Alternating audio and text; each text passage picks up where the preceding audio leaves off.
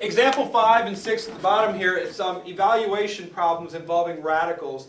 Most of these radical problems, if you're going to evaluate, the radical part is going to have an integer answer. They're not going to give you ones that don't come out at this point.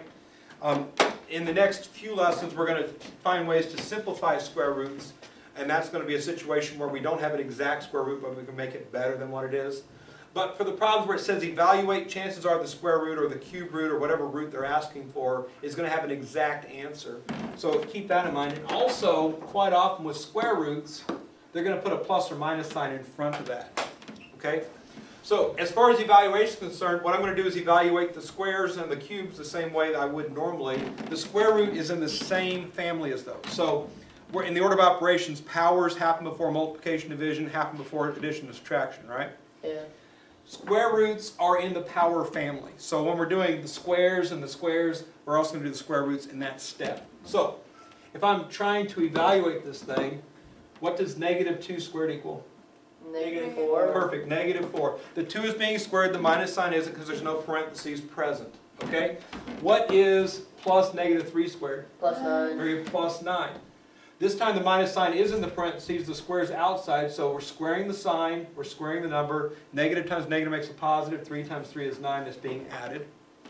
Alright, and then we have a plus or minus, so keep it plus or minus. What's the square root of 4? 2.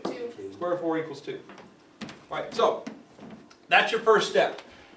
Evaluate the powers, and again, square roots are in the power family, so treat them like a power, do them when you do the powers.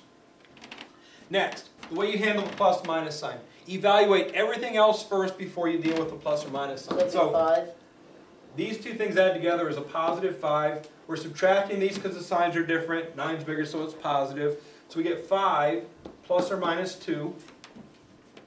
And then finally, the plus or minus means exactly that. Plus or minus. So we're going to both add and subtract to get two separate answers.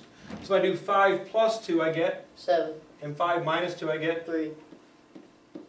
So that's how you evaluate that. You get two answers, and they're both the correct answer, and they're both expected to be there. If you want to subtract first, then if you put 3 or 7, that's also correct. The order is not important on those, just as long as you get the right numbers.